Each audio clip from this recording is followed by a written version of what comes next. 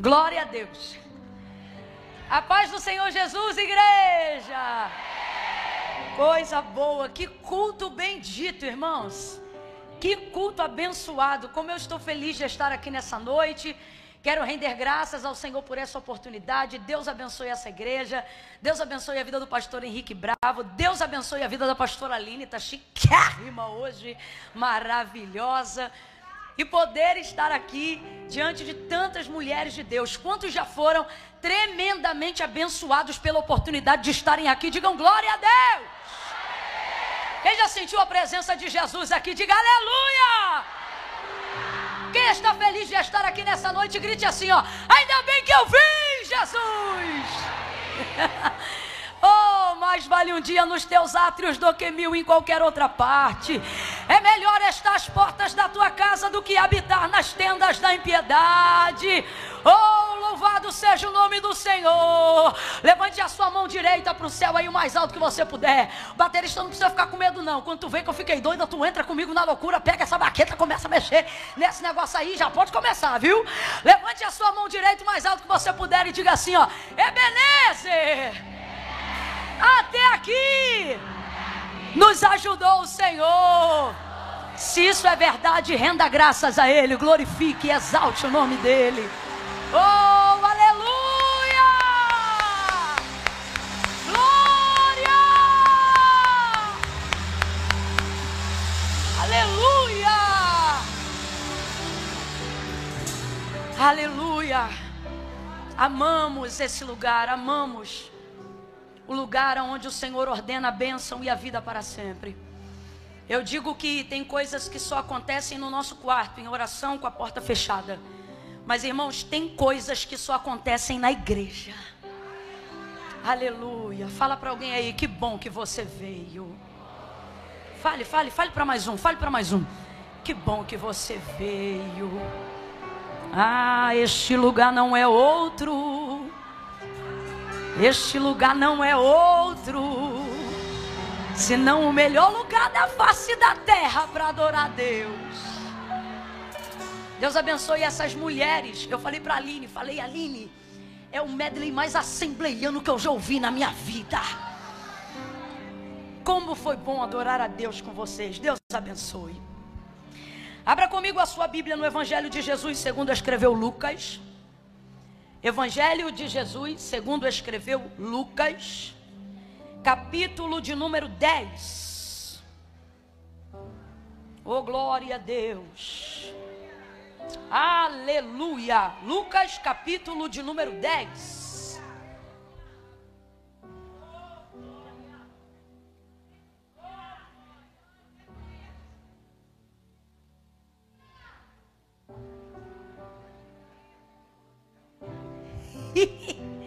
Aleluia. Quem encontrou, diga amém. Versículo de número 38 em diante. Posso ler? Quem achou, diga glória. Quem não achou, diga misericórdia. Eu te espero.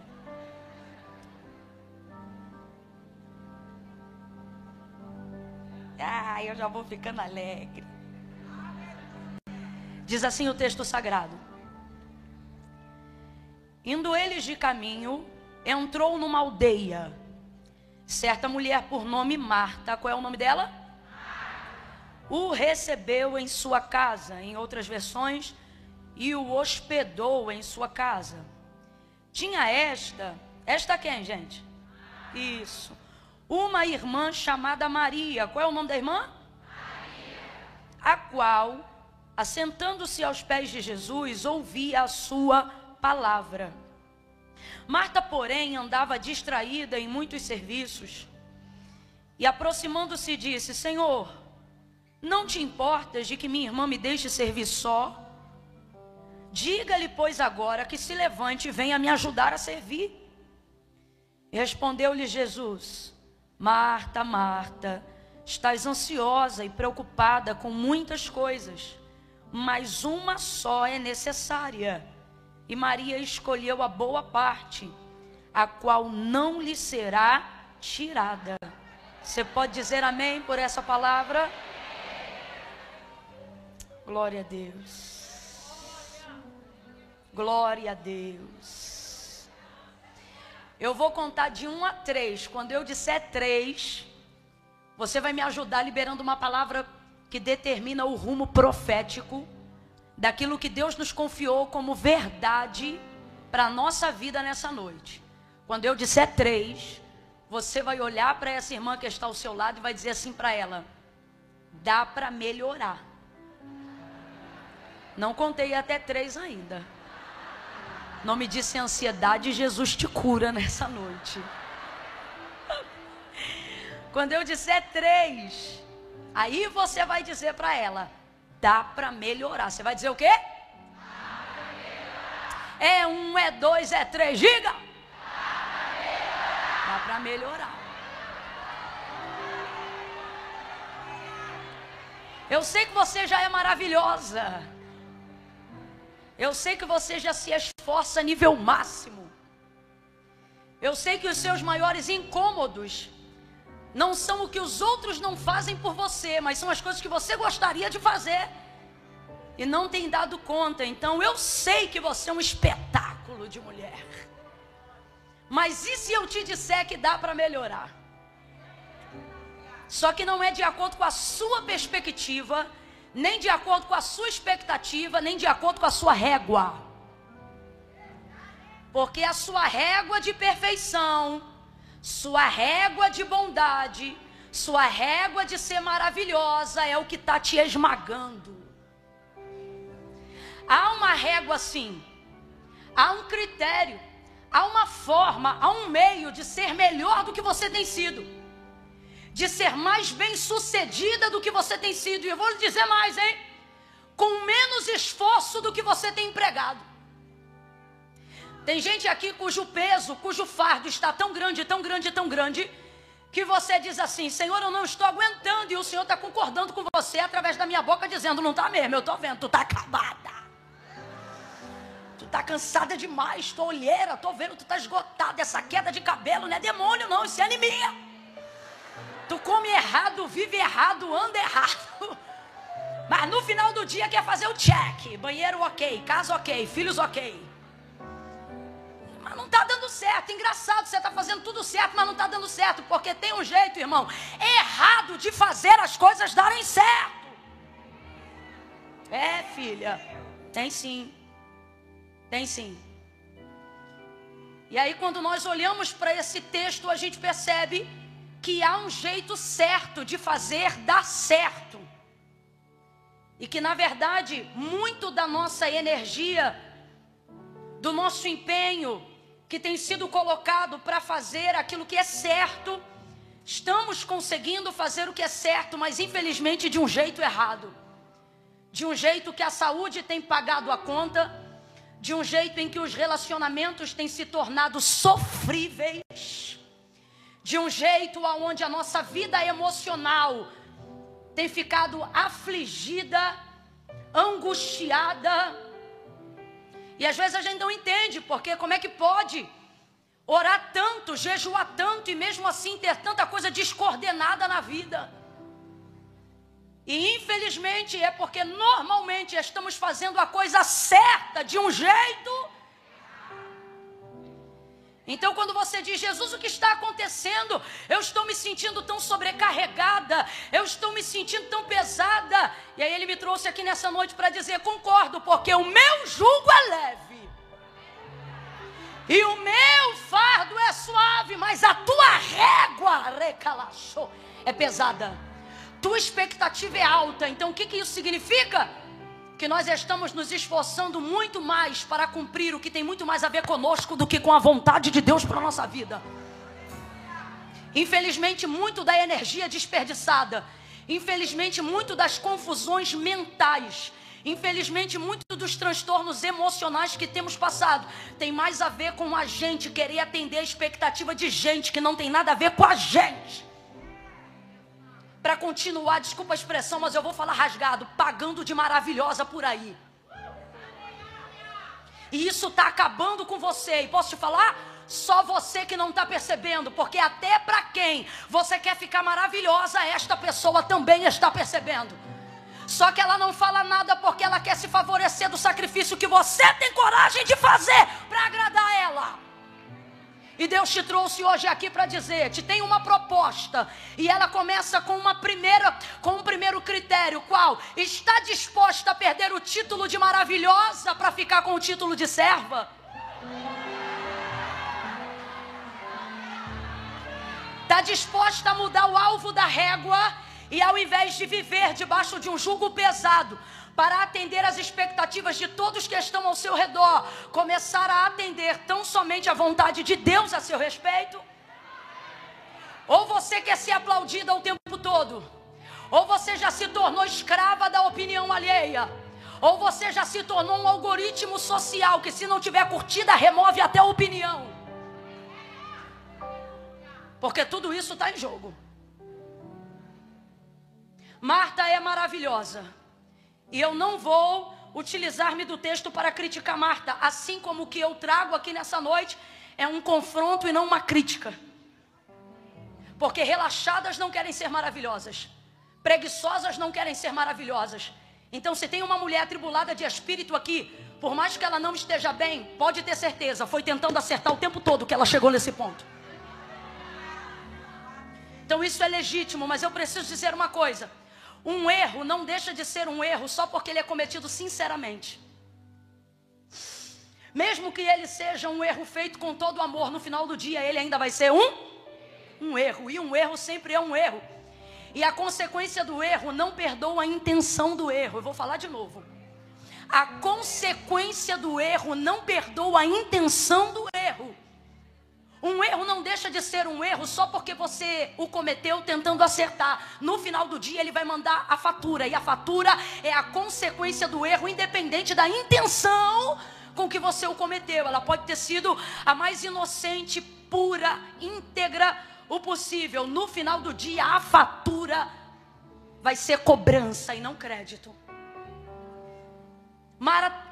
Marta está cometendo um erro sincero, mas ainda assim um erro.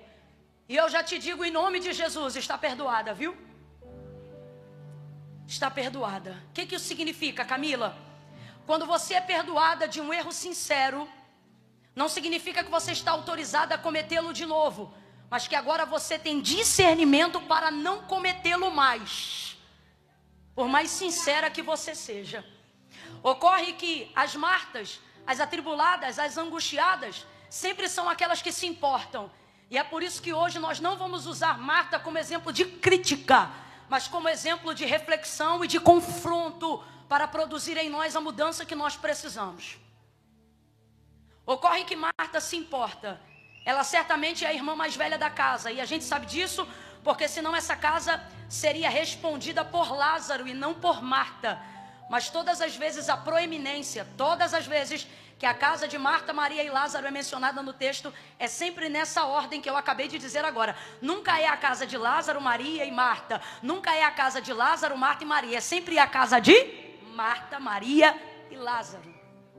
Então ela tem uma proeminência, ela tem o governo da casa, a administração da casa está com ela. Por mais que na condição de irmão, homem, Lázaro exerça o governo, seja o cabeça, mas a edificação da casa é um princípio, ela sempre esteve e estará na mão da mulher. Por que o texto bíblico, ele confere à mulher a responsabilidade da destruição do lar?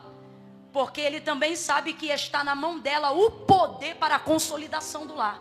O que a palavra de Deus diz? Que a mulher sábia edifica, mas a tola derruba, destrói com as próprias mãos. Então a gente vê a proeminência do texto para a vida de Marta. Marta é uma mulher que exerce isso dentro da casa dela. A administração, a edificação. E aí o texto diz, e ela já ouvindo falar, conhecendo Jesus, vai ver que ele entrou na aldeia de Betânia. E não tenha dúvida, a mulher mais influente da aldeia de Betânia tem nome. Qual é o nome dela? Marta.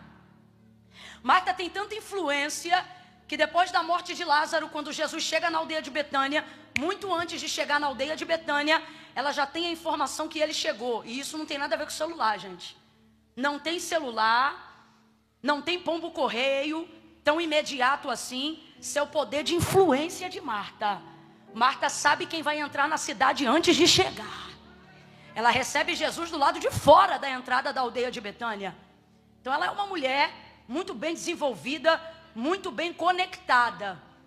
Então ela tem qualidades e virtudes mil. Primeira coisa que eu quero lhe dizer: os maiores erros sempre virão de quem tem maiores virtudes. O que você está dizendo com isso, Camila? Humilhe-se debaixo da potente mão do Senhor nessa noite. Porque os maiores erros normalmente são cometidos por quem tem as maiores virtudes. Quanto melhor você for, quanto mais você empenha em ser uma pessoa melhor, maior é a chance de um mínimo erro seu produzir uma consequência grave. Marta é uma mulher de influência. No primeiro encontro dela com Jesus, ocorre que ela vai hospedá-lo, vai recebê-lo em sua casa. E às vezes a gente tem a impressão de que ela está recebendo só Jesus, porque o texto só fala de Jesus, mas a gente sabe que Jesus não andava sozinho. Quando ele estava sem ninguém, ele já tinha 12 andando com ele. Então você imagina, todo lugar que ele ia, todo lugar que ele entrava, era ele mais 12. Vem comigo, era ele mais? Então a gente está falando de uma caravana de 13 pessoas. 13 pessoas cabem em qualquer carro, gente? 13 pessoas cabem em qualquer casa? Aonde comem 3, comem 13? Não, sem programação não. 13 é um número bem expressivo. Só que o texto também diz que haviam outros discípulos que eram guiados pelos 12. Não necessariamente nesse texto, só estou abrindo margem para entendimento de que aonde Jesus passava, se ele não tivesse com ninguém, já eram 13 homens. E se ele tivesse acompanhado, já tinham 70 atrás dos 12. E por onde aquela multidão passava, o texto diz, de acordo com o relato de Lucas, que afluía uma multidão de pessoas. Então aonde Jesus passa, vem nascendo uma caravana que vai se acumulando ao redor dele. Então aonde ele senta, os outros sentam. O que ele come, os outros comem. Aonde ele entra, os outros entram. Então não era fácil receber Jesus em casa. Receber Jesus em casa era desenvolver trabalho. Receber Jesus em casa era desenvolver disposição. Receber Jesus em casa era uma tarefa trabalhosa.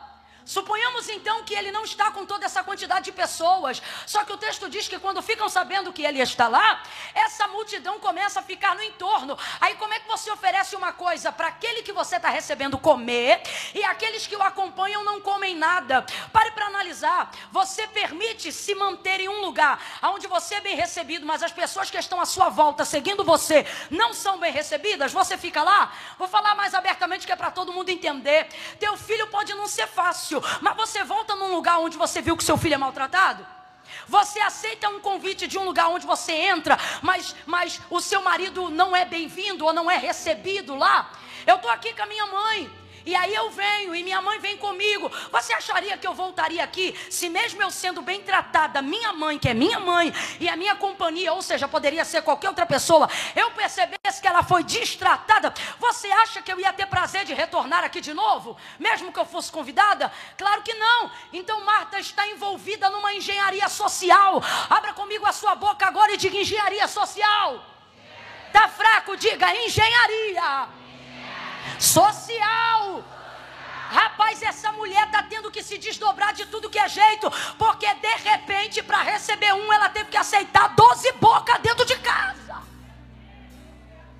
E são homens chegados de viagem, tem fome, tem sede, e de acordo com a hospitalidade que rege Israel, eles também precisam passar por um ritual aonde se lava pés, aonde se unge cabeça, aonde tem todo um processo. Então ela está cuidando de tudo. Naquela casa tem que saber se o vaso de latrina está em condições de uso. Você está entendendo o que eu estou falando? Eu estou falando de 13 pessoas acessando o banheiro. Eu estou falando de comida precisando ser posta para a colocação de todas as pessoas que estão lá. É uma engenharia social. E existem pessoas que querem preservar o romantismo de que sou eu e Deus e mais ninguém. Irmão, pois não foi Camila, foi o próprio Jesus que deixou claro que aqueles que que recebem os seus, recebem ele. Mas aqueles que não recebem os dele, estão rejeitando ele. Diga de novo, engenharia social. Diga de novo, engenharia social. Camila, eu não estou entendendo. Vai entender já já. Você pensa que Marta é só uma dona de casa, mas ela já teve que se envolver na engenharia social. Por causa de Jesus teve que se readequar. Por causa de Jesus teve que acrescentar. Por causa de Jesus teve que se adaptar. Por causa de Jesus teve que integrar. E alguém diz, por que não fechou a cara para todo mundo e recebeu só Jesus? Porque foi o próprio Jesus que disse: quando eu tive fome, vocês não me deram de comer. Quando eu estive nu, vocês não me vestiram. E quando eu estive preso, vocês não foram me visitar. Aí Pedro vai dizer, que é isso, Senhor? Quando foi que nós fizemos algumas coisas, alguma dessas coisas com o Senhor? Aí ele diz, quando vocês não fazem aos meus, vocês não fazem a mim. Então o que ele está dizendo? Quer me receber, mas não quer receber os meus? Então não está pronto para me receber. Camila, eu não entendi nada. Vai entender agora. Jesus está dizendo, se eu entro, os meus entram comigo. Aprenda a se adaptar, aprenda a se organizar. Entenda que aonde Jesus entra, João entra. Aonde Jesus entra, Pedro também entra. Aonde Jesus entra, até Judas a gente tem que deixar entrar. Não é fácil. Olha para tua irmã e diz, Judas não. É engenharia social. Não é hipocrisia, é engenharia. Qual é o termo que eu estou utilizando para elucidar o texto? Hipocrisia ou engenharia? Hipocrisia ou engenharia? Maturidade. Desejo de ter Jesus perto de mim me faz me tornar uma engenheira.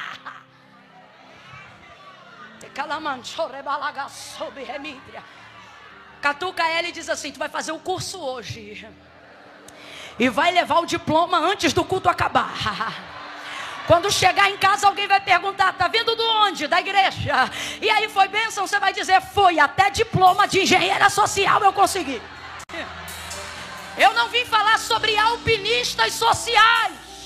É diferente, eu estou falando de engenharia e não de alpinismo social. Eu não estou falando sobre usar pessoas, escalar histórias para chegar aonde eu quero. Eu estou falando sobre a capacidade integrativa que todo aquele que recebe Jesus precisa começar a aprender a desenvolver com os seus. Eu estou sentindo tanta graça de Deus aqui. Bota a mão no ombro de quem está do teu lado aí agora. Vai, minha filha, aproveita esse óleo, bota a mão no ombro dela. Não solta não, bota a mão no ombro dela e diga assim para ela, hoje tu é capaz do que não era, porque hoje o Senhor te faz engenheira. Vai saber entrar, vai saber sair, vai saber conversar, vai saber receber e sem se comprometer. Deus vai te dar uma graça tão grande, tão grande, tão grande, que a água não vai acabar, o feijão vai multiplicar, a farinha vai acrescentar. Deus vai te dar uma graça tão grande, tão grande, tão grande, tão grande.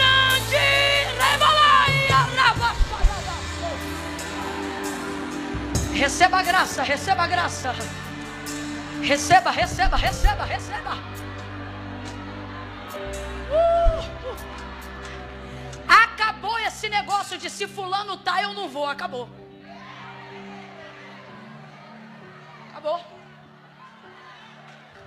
Acabou esse negócio de cancelar o negócio que ia ser na sua casa porque você descobriu que estão levando o ciclano. Acabou. Acabou. Grita aí com ele e diz, acabou. Acabou, filha, acabou. Acabou. Maestria é o seu sobrenome. Ei. Agora veja, é necessário. Muitas vezes para receber Jesus, nós teremos que receber pessoas que não estavam no nosso cronograma. Mas o que faz valer a recepção destas pessoas? O fato de saber que a condição para que ele entre é que quem anda com ele entre também. E a impressão que a gente tem é o seguinte: eu quero que ande comigo quem quiser andar comigo.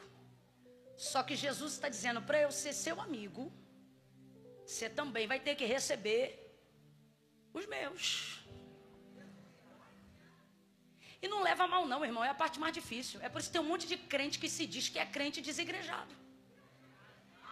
Porque é muito mole, é muito fácil. É pudim, pudim, pudim. Você dizer por aí, meu negócio é com Deus. Ah, é muito fácil ter um negócio com Deus. É só com Deus. Quero ver tu ter um negócio com Deus tendo um negócio com os irmãos. Quero ver tu ter um negócio com Deus tendo um negócio com o pastor. Quero ver, meu negócio é com Deus e tendo um negócio com a líder do departamento. Se diz que é de Deus, mas não tem destreza, humildade e habilidade para se relacionar com pessoas, não sou eu que estou dizendo, foi o evangelista João. Ele disse, mentiroso.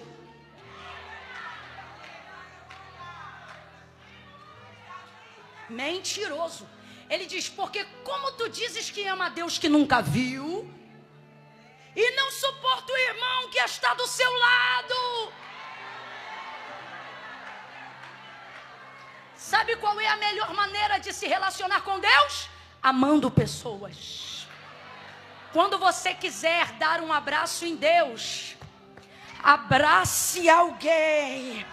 E é a distância mais próxima entre você e Deus, está num abraço entre você e o seu irmão. É isso não é fácil não. Isso não é fácil não. Então você vai começar a entender agora por que Marta está atribulada. Eu disse por que Marta está? Então vamos lá, a presença de Jesus atribula Marta? Não, o que atribula Marta é a consequência que a presença dele traz. Se fosse só Jesus, irmão, estava tranquilão. Só que é tudo que envolve a entrada dele. É tudo que envolve a permanência dele. É tudo que envolve o bem-estar dele dentro da minha casa. Então, para que ele se sinta bem, eu vou cuidar de tudo. E é nesse tudo que ela se atribula. E é por isso que eu digo que você está perdoada. E Camila, por que você está falando isso? Porque eu creio que até o final da mensagem, a lição que Marta aprendeu, a gente vai aprender também. Agora, enquanto nós estamos aprendendo, é necessário que o coração de alguém que se culpa sempre seja liberado. Para que você entenda, irmão, que preguiçosas não se atribulam. Irresponsáveis não se atribulam. Desleixadas não se atribulam. Então, se você está atribulado é porque você se comprometeu.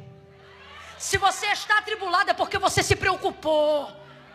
E o que é de Deus, mas o que é humano, eu preciso ser boca de Deus para tratar desse emocional nessa noite e dizer para você que você pode até ter responsabilidade no estresse, dado ao desgoverno que a coisa tem andado, mas Deus me trouxe hoje aqui para dizer que esta qualidade não é virtude de uma desleixada, mas de uma mulher que decidiu entregar o melhor, fazer o melhor, viver o melhor e se responsabilizar enquanto outras estavam com a perninha para o alto. Não leva mal não, mas eu vou falar rasgado. É fácil não se atribular indo só em salão de beleza.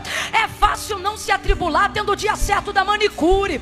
É fácil ser maravilhosa lavando o cabelo no salão. Eu quero ver catapiolho de criança levar para a escola, temperar feijão, cuidar do banheiro, arrumar a casa e no final do dia continuar sendo mansa e humilde. Eu não estou aqui dizendo que é errado fazer coisas boas, mas normalmente quem não tem responsabilidade tem maior capacidade de administração. Difícil é levantar 6 horas da manhã todo dia e depois da meia-noite deitar de novo e ainda estar com a vida de oração em dia. Então eu preciso ser boca de Deus para alguém aqui nessa noite.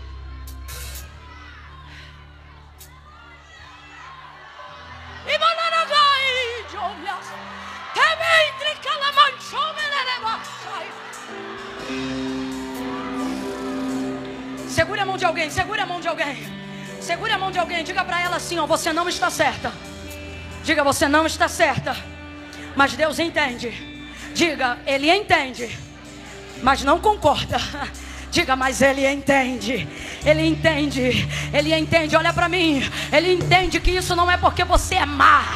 Ele sabe que isso não é porque você é irresponsável. É por isso que Ele usa os vasos. Ele usa profeta. É por isso que Ele usa a palavra para dizer: eu vou te ungir. Eu vou organizar teus pensamentos. Eu vou entrar na tua rotina. Tu não vai terminar os teus dias acabada, destruída. Eu conserto, eu alinho, eu reordeno, eu organizo. Vai acontecer nessa noite conosco o que Davi disse que acontecia com ele quando orava: tu és aquele que organiza os meus pensamentos. Eu declaro: a prateleira dos teus pensamentos será organizada no mês de julho. Você não sucumbirá à pressão de uma rotina. Deus organiza a tua mente. Deus alinha teu coração. Ele castiga, Ele exorta, Ele disciplina, mas Ele cura, Ele sara, Ele levanta, Ele organiza. Aleluia! Alguém aí consegue gritar: ainda bem que eu vi Jesus?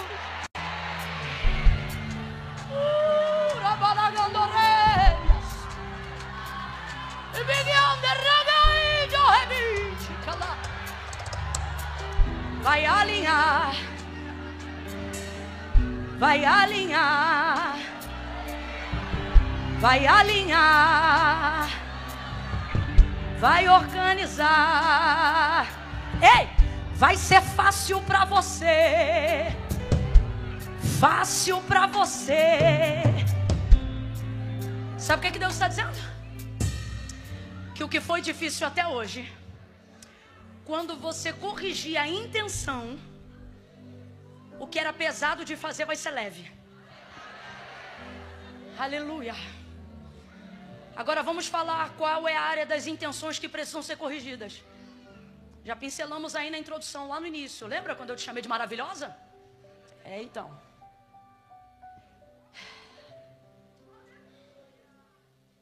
Ela o recebe. Para receber ele, tem que receber os demais. E por isso ela se atribula. Porque a demanda se tornou maior do que a capacidade dela. E agora eu percebo Marta não lutando mais para receber Jesus, mas para manter o status da casa que melhor recebe.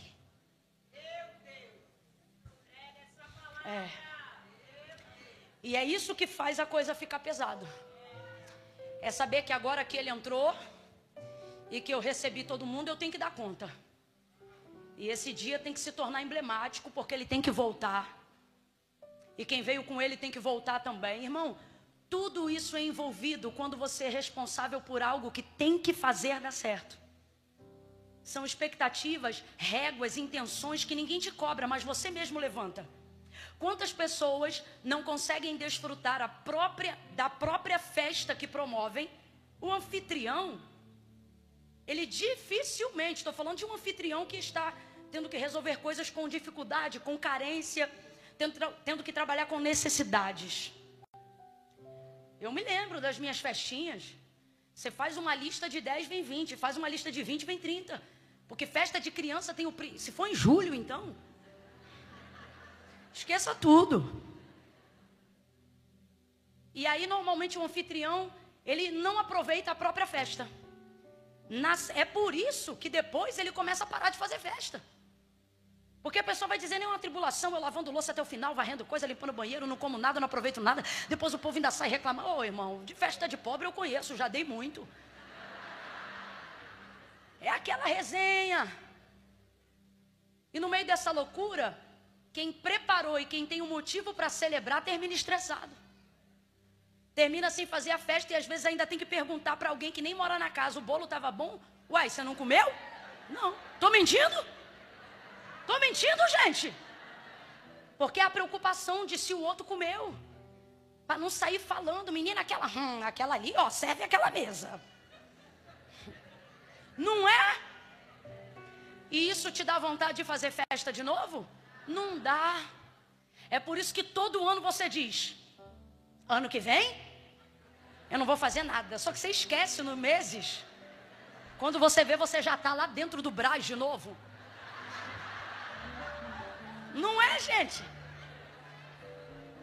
Ainda bem que nada é para sempre, senão a gente não dava festa nunca mais. O que eu estou querendo dizer com isso? Aquilo que deveria ser bom para todo mundo, incluindo você, que é o motivo daquilo, acaba se tornando um problema. E por que isso? Porque ninguém ali pode sair falando de você. Porque ninguém ali pode falar da sua casa. Porque ninguém ali pode tecer nenhum comentário que venha rasurar a imagem maravilhosa. Porque você é maravilhosa.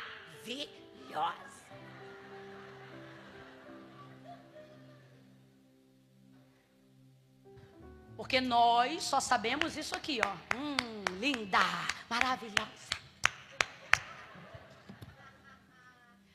Pode ter 60 comentários. Amei, amei, amei, amei, amei, amei, amei. Aí um lá tá, não gostei. Você esquece todos os outros e diz... Ai.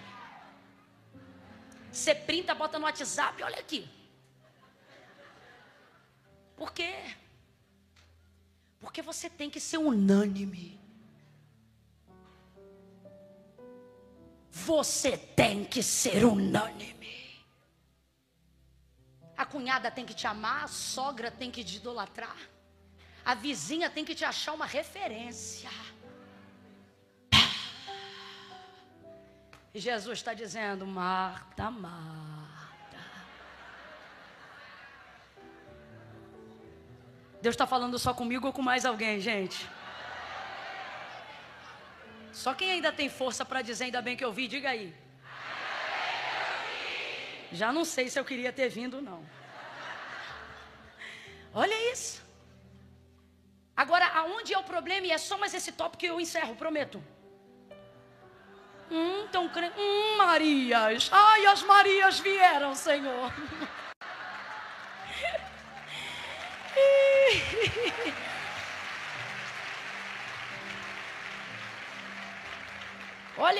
Olha onde está o problema. O problema está aqui, ó. Marta, porém, andava distraída em muitos serviços. Maria estava onde? Ouvindo a palavra. Maria estava onde?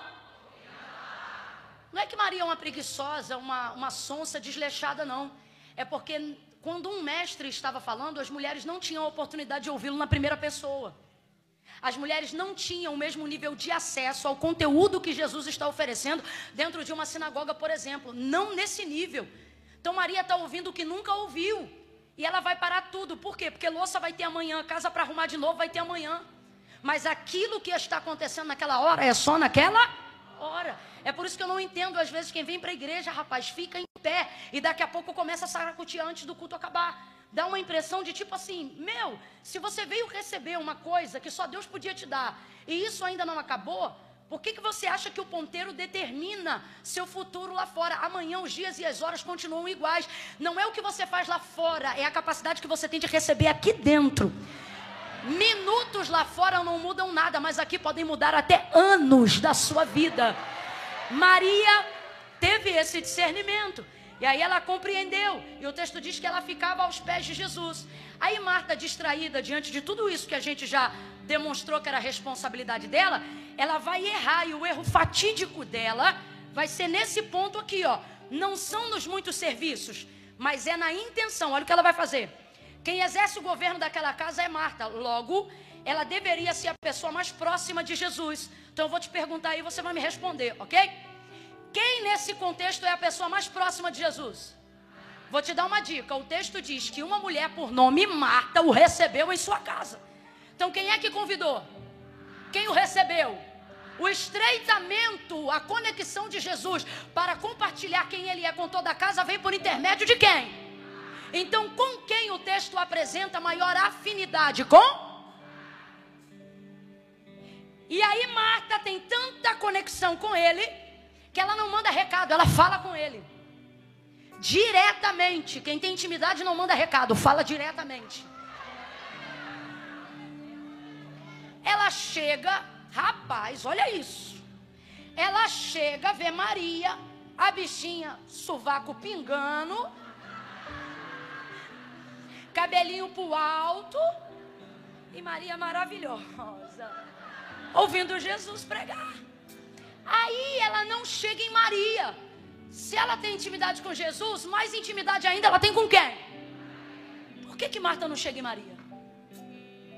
Quem é a irmã mais velha? A proeminência do texto apronta para Marta. Então quem é a irmã mais velha? Quem tem proeminência? Quem tem o governo da casa naquele dia? Quem está cuidando de tudo? Rapaz, por que ela não chega em Maria? Eu sou a sonsa.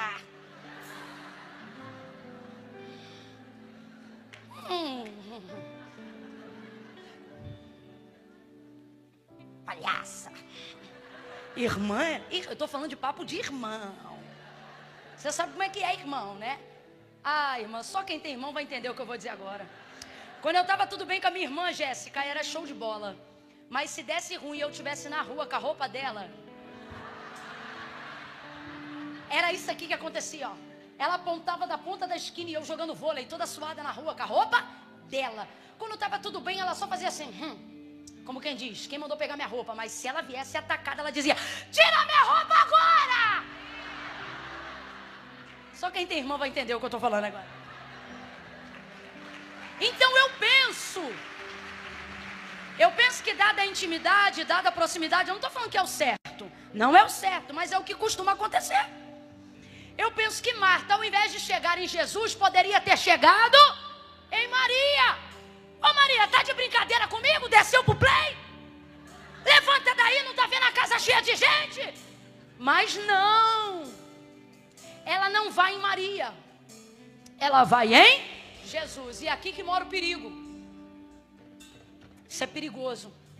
Porque nós não podemos usar da intimidade que nós estamos com Ele para afastar as pessoas que querem tê-lo por perto. Não, você não ouviu, ou se ouviu ficou constrangido, então eu vou falar de novo. Ela sabe que mais autoridade sobre Maria tem ele do que ela, porque ela, Maria, não está aos pés de Marta, está aos pés de Jesus. Então ela sabe que o que ele mandar ela vai fazer, o que ele mandar ela vai operar. Então ela não influencia Maria, ela pensa que pode se usar da intimidade que tem com ele para influenciar Jesus a fazer com que Maria se levante. Isto é um erro. Eu disse que isto é um erro. Olhe para aqui, eu disse que isto é. Cuidado para que a sua santidade, cuidado para que a sua reverência, cuidado para que os anos de construção de relacionamento, de devoção, de honra que você tem prestado diante do teu Senhor, cuidado para não ter recebido Jesus na sua casa para usar a autoridade dele para esfregar na cara de quem ainda não tem com ele o mesmo nível de relacionamento com você. Cuidado, cuidado para não permitir. Tem alguém aí me ouvindo? Cuidado para não permitir com que você faça uso do seu relacionamento, da sua amizade, da sua intimidade com Jesus para afastar dele pessoas que a posição delas te incomoda. Cuidado, eu vou falar rasgado. Cuidado para não subir monte mandando Deus tirar do lugar pessoas que incomodam você e não ele. Cuidado, cuidado para não oferecer jejum e se utilizar da tua proximidade com Deus para falar para ele que tem alguém que está numa posição que você não concorda que essa pessoa esteja. O Espírito de Deus está aqui e eu estou falando debaixo de muito temor. Assim diz o Senhor, cuidado, cuidado, porque a nossa intimidade não é para você afastar pessoas que estão numa posição privilegiada. Ao invés de reclamar da posição deles, comece a confessar a sua. Olhe para mim, o problema de Marta não era Maria estar em adoração, era ela estar ocupada. Então ao invés de falar de Maria, fale do próprio cansaço. Ao invés de falar de Maria, fale de como você se sente. Mas ela se incomoda mais com Maria do que com a posição dela. Aí eu te pergunto, ela está incomodada porque Maria não ajuda ou porque Maria está onde ela queria estar? Alguém tem discernimento para entender isso? Por quê? Que incômodo é esse? Agora vamos lá. Vamos lá, vamos jogar limpo.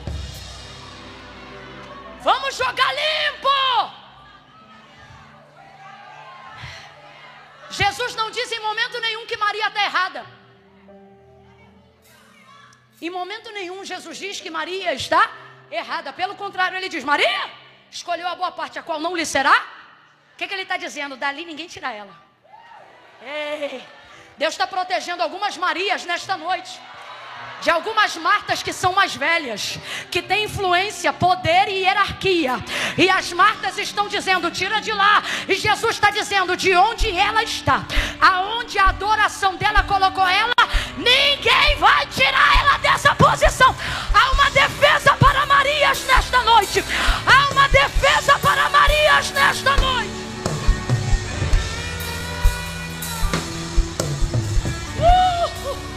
Aleluia! Aleluia! Então ela vai se utilizar da intimidade que ela tem no relacionamento com ele. Não é a primeira vez que fazem isso com Jesus. Mateus capítulo 15, versículo 21 em diante, o texto vai falar de uma outra mulher cuja posição incomodava outros que eram mais próximos de Jesus. De quem eu estou falando? Cananeia.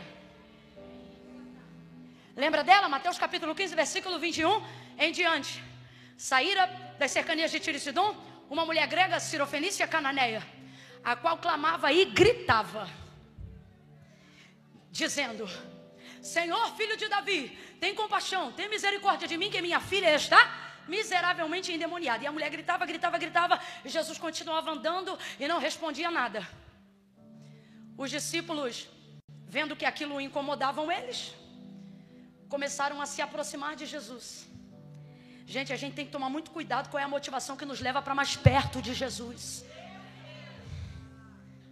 A gente tem que tomar muito cuidado com esse relacionamento que a gente preza com Ele. Cuidado para você não macular a prática do jejum, jejuando certo pelo motivo errado. Cuidado para que a tua oração não se torne pecado de feitiçaria, de agouro. E suas vestes, seu rosto e seu semblante te façam parecer uma mulher de Deus, mas o céu te vê como uma bruxa.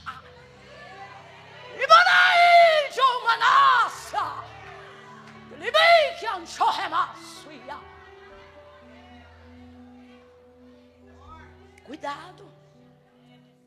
Cada um no seu cada um. E aí os discípulos vão se aproximar de Jesus. O texto diz assim: e chegando-se a ele, ou seja, fizeram questão de, enquanto a mulher gritava atrás, se aproximarem dele. E quando eles se aproximam, não é para ajudar em intercessão, mas é para interceder ao contrário. Eu entendo que no caso deles ali, a motivação podia ser até pura, porque Jesus disse que queria fazer aquele trajeto em silêncio. E aquela mulher gritava. Só que na verdade o silêncio era para eles, o motivo era para ela. Então Jesus criou aquilo dali para dar a ela uma oportunidade, ela soube aproveitar. Mas eles não tinham esse discernimento. Então ela vai gritando, eles se aproximam de Jesus para dizer assim para ele: despede-a, pois vem gritando atrás de nós. Aí eu te falo, quem chega perto para dizer despede-a, também não podia chegar perto para dizer: Jesus, faz logo alguma coisa. Jesus, e se o Senhor abençoar logo, será que ela não para? Gente, eu estou falando loucura aqui ou alguém está entendendo o que eu estou falando? Não é isso. Se quem tem poder de influência para fazer coisa ruim, também tem poder de influência para fazer. Só depende da maneira com que você quer influenciar. Sim ou não? Sim. Só que eles não dissem: ô Jesus, tem compaixão, faz logo alguma coisa. Não, pode olhar o texto em casa. Eles se aproximam de Jesus para dizer: despede-a, manda embora, pois vem gritando atrás de nós. Eu tenho medo dessa santidade, desse poder de Deus, que só se aproxima para destruir quem é inferior. Eu tenho medo dessa unção que só esmaga quem está numa posição que me incomoda. Eu tenho medo disso, gente. Eu tenho medo disso. Eu tenho medo desse poder que só se revela para oprimir, para afastar, para julgar, para apontar. Eu tenho medo de quem corre para dar notícia ruim. Eu tenho medo. Tenho medo. Sabe? Infelizmente, nesse momento, Marta vai cometer um equívoco que humanamente todos nós estamos suscetíveis a cometer. E é por isso que nós estamos sendo confrontados com essa palavra. Aí ela vai usar disso. E ao invés de falar com Maria, ela vai falar com Jesus, para poder impor maior força sobre a posição de Maria. Então, na verdade, Marta poderia se aproximar para dizer assim: Jesus, eu queria tanto ouvir tua palavra. Será que depois eu posso? Ou depois a gente vê o depois. Rapaz, eu estou com aquele que multiplica o pão. Eu acho que era mais fácil ela ter chegado e dito: Jesus, eu posso sentar também, minhas varizes estão queimando. Ah, ia ser eu com certeza. Irmão, não é a sonsa, mas é que tem hora que por uma questão de sobrevivência tu tem que desligar o botão. Quando você vê uma mãe em casa e a criança pendurada na televisão, nunca pense que aquilo é uma casa desgovernada. Vai ver, você chegou na hora que ela teve que desligar o botão para sobreviver o outro dia. Você tem que entender que uma hora o controle não é mais seu. Só que as maravilhosas nunca entendem isso, porque elas têm que ser maravilhosas. Elas morrem lindas.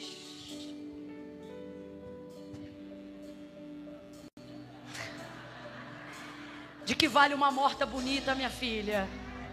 É melhor uma viva descabelada, tomando uma xicrinha de café na varanda. É melhor você viver um dia com o direito de ser feia, do que morrer sendo linda. Quem falou que você tem que estar na crista da onda sempre? Tenha um dia da semana no seu direito de ficar feia. A ter paz. Não, eu sou maravilhosa. Tá maravilhosa, Instagram perfeito, casa sepulcro caiado, lotada de perfume importado, para ninguém perceber o estado de putrefação da sua alma. Que isso, menina? E aí é nessa hora que, ao invés de admitir o seu estado, você se rebela contra a posição de quem está no lugar onde você queria estar. Mas tem que ter coragem para ser feliz, filhona. Felicidade não é questão de maturidade, é questão de coragem. Eu vou falar de novo e não vou me justificar. Felicidade não é questão de maturidade, é questão de coragem. Tem que ter coragem para ouvir alguém falar mal de você e se arrumar no outro dia e continuar sendo maravilhosa para quem gosta de você, independente de quem não gosta. Tem que ter coragem. Tem que ter coragem para ver os filhos se sujarem, saber que meia dúzia de parentes estão falando mal deles, e ano que vem você vai levar eles para a festa do mesmo jeito, não importa o que digam. Tem que ter coragem. Tem que ter coragem. Tem que ter coragem para liderar um departamento aonde 80% te aprova e 20% se rebela contra você, mas você continua fazendo pré-conferência, conferência, pós-conferência e não deixa ninguém tocar na tua alegria. Tem que ter coragem. A sua irritação não deve ser com quem tem coragem, Marta.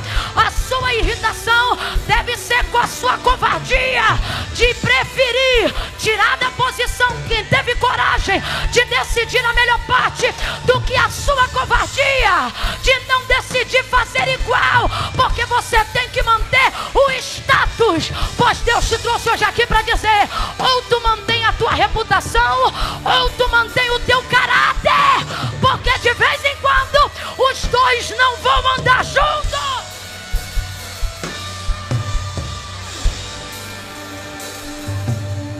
O que é caráter?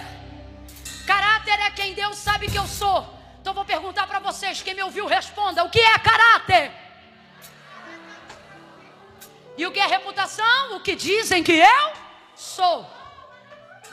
Meu caráter diante de Deus não muda, mas a minha reputação de vez em quando oscila. Por quê? Porque ela não tem a ver com o meu caráter, tem a ver com o que andam dizendo naquele tempo. De vez em quando eu sou maravilhosa. De vez em quando, minha filha, eu sou um lixo humano para alguém. Isso é o quê? Qual é o nome disso? Sabe o que está te matando? Não é a cruz, é o peso da reputação. que você quer sustentar para agradar gente que não paga uma conta tua, que não faz uma oração por você. E sabe o que acontece dentro desse contexto? Ao invés de se indignar com a sua posição de Marta, você se indigna com a posição de... Porque ela teve coragem de fazer algo mesmo que a reputação dela fosse quebrada enquanto ela fazia. Porque vamos falar a verdade? Tu acha que é só Marta que está falando mal de Maria? Acorda, garota. Se quando quem está perto e te conhece fala mal, esquece. Quem está no entorno, então...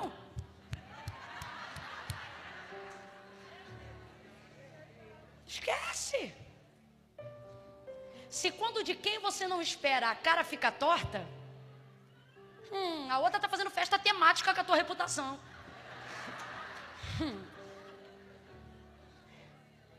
E quando a gente chega nesse estágio da vida, porque todo mundo já passou por ele em algum momento, onde a sua reputação é maior do que qualquer outra expectativa sua. E para quem é crente isso é pior, porque você acha que Deus está mais de olho na tua reputação. E a gente chama isso de testemunho. Deixa isso para outro dia que você não tem maturidade para ouvir essa parte não. Estou brincando, é porque não dá tempo. Veja. Ela deveria se incomodar mais com o peso disso. Mas quando eu não posso me incomodar com o que eu faço questão de sustentar, eu quero tirar então a posição do outro. Olha o que o texto bíblico nos ensina. Que a medida da injustiça, ela é medida pela justiça. O que isso significa? Que os erros e as discrepâncias de um comportamento social ruim, imoral, ele não é medido pela imoralidade, ele é medido pela moralidade. Vou tentar esmiuçar ainda mais para a gente entender melhor. Vou fazer melhor. Lembra de Caim e Abel? Caim e Abel, quem lembra? Pastor Aline já mencionou eles hoje aqui. Caim e Abel foram apresentar ofertas diante de Deus. Abel entregou uma oferta viva dos animais que ele cuidava. E Caim entregou verduras, frutas da agricultura que ele cuidava. Olha o que Deus vai fazer. É Deus que é o aferidor. Antes, Deus não afere a oferta pela oferta. Deus afere a oferta pelo ofertante. É ou não é? Quem lembra da viúva? Calma que eu abro os parênteses, mas eu fecho tudo. Vem comigo. Lembra a viúva? Ofertou uma moedinha equivalente a 5 centavos. E os ricos ofertaram muito mais do que ela. Só que Jesus recebeu a oferta dela. Ele disse, porque vocês ofertavam do que sobravam, mas ela ofertou tudo o que ela tinha. Então, antes de Deus avaliar a oferta, Ele na verdade afere o coração, a intenção do ofertante. Então, com Deus não é só o que você demonstra do lado de fora, mas é a motivação que te levou a fazer a entrega do lado de dentro, ok? Caim e Abel. Então, aqui não é o fato de ser fruto da terra ou sacrifício, como muitos já fizeram. Quando ele vê, ele aceita a oferta de Abel, mas a de Caim ele rejeita. Caim fica atribulado e Deus vê a tribulação do coração dele e fala para ele, ô Caim, se você trouxer uma oferta equivalente com a de Abel, é um exemplo. De igual forma eu não vou aceitar. O que Deus está dizendo? Eu sou justo, Caim. Não precisa se revoltar, eu não estou escolhendo Abel porque eu gostei mais dos olhos dele. Não. Faça semelhante. Deus está dando para ele uma régua, sim ou não? Deus está usando a vida de Abel para mostrar onde Caim pode acertar, sim ou não? Então era só ele trazer uma oferta equivalente ao que ele viu que Deus se agradava, e ele também ia ter a sua oferta aceita por Deus, não é? Mas ele achou mais fácil matar a régua. Quem é a régua? Quem é a régua? Abel, porque Abel trouxe a medida que agrada a Deus. Então, para a oferta de Caim ser recebido, traga uma medida conforme a medida de Abel. Então ele tem uma referência. Vamos lá, gente, ele tem uma. Eu não estou dizendo que ele tem que trazer uma oferta igual a de Abel, mas ele tem uma do que agrada a Deus. O que ele preferiu fazer? Matar o irmão.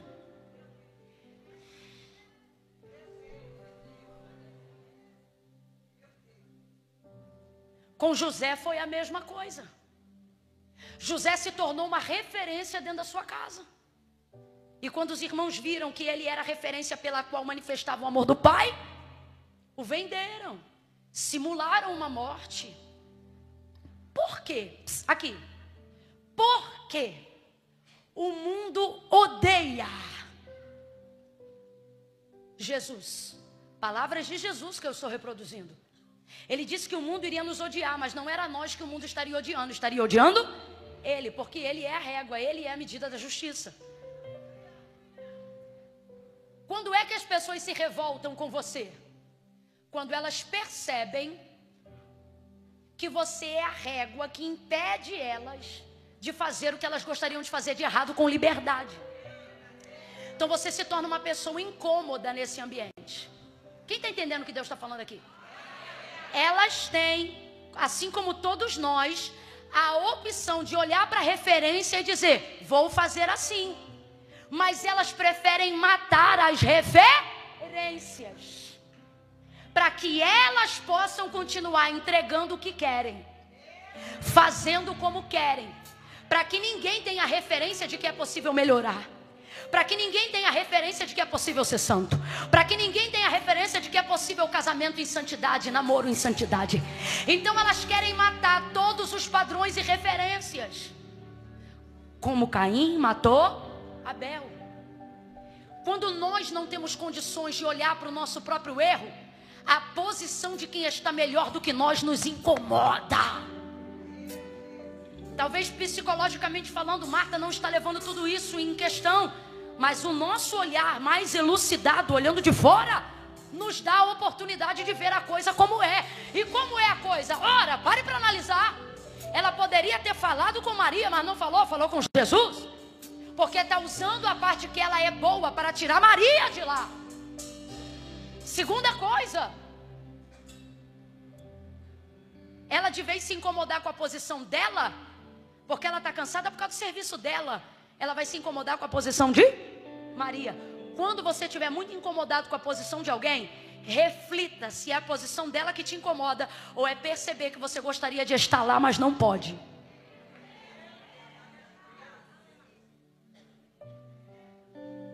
Quando for criticar alguém que está viajando, perceba se a sua revolta é a viagem daquela pessoa, ou é olhar para você e ver que você não tem condições de viajar para onde ela está indo. Quando você vê uma mulher de Deus em um status de reconhecimento na igreja a qual ela faz parte, e você se incomodar porque acha que ela não é digna de estar naquela cadeira, perceba se o que te incomoda é a incapacidade dela, ou é o fato de que você ainda não ocupou esta cadeira. Revise aonde mora a motivação do seu incômodo, porque se você diz que o problema é cansaço, a maior revolta deveria ser com a sua posição e não a do outro. Então Marta, no auge da razão, vai dizer, Senhor, tu não te importas que eu fique aqui servindo só enquanto ela está ali? Aí ela vai dizer a Jesus o que Jesus tem que fazer. Aí esquece, vou fechar a Bíblia. É o auge da nossa loucura. Você está muito ocupada mesmo. Está tão ocupada que está variando. É quando você tem o Senhor na sua casa, mas acha que pode dizer a Ele como Ele tem que trabalhar. Eu vou te ensinar com todo carinho. Aprenda que quando você ora, você suplica aquilo que Deus pode fazer. Você não usa da súplica para dizer o que Ele tem que fazer. Vou falar de novo. Quando você fala com Jesus, você usa o recurso da oração para dizer para Deus o que você crê que Ele pode fazer. Você não usa o recurso da oração para dizer a Ele o que tem que ser feito. Camila, eu não entendi. Vai entender agora, eu vou reproduzir algumas orações que a gente faz de vez em quando. Ao invés de dizer, Senhor, eu preciso de Ti, me socorre. Senhor, eu preciso de Ti, ajuda a minha família. Senhor, eu preciso de Ti, converta os corações. Não, no auge da sua autoridade profética, afinal você é maravilhosa, você é ungida, você é gloriosa. Ai, você é a noiva poderosa, a ungida que ora, a mulher de campanha, a única crente na casa, a que se converteu primeiro. Eita, que Jesus está pegando nas nossas pernas com a varinha dele nessa noite, e Ele está dizendo. Aí quando você ora, ao invés de dizer eu preciso, ao invés invés de dizer, ajuda aqui você, vai lá e dá de espada nele, vai lá e mostra para ela, vai lá e faz assim, faz assado. Jesus está dizendo, ora, é você que me manda ou sou eu que te mando? É você que é a senhora ou sou eu que sou o senhor? Ele está dizendo para a gente hoje aqui, me recebeu, então aguenta o meu senhorio. Não é você que me manda, sou eu que decido. Você suplica e eu que faço. Humilhai-vos debaixo da potente mão do Senhor, e ao seu tempo Ele vos exaltará.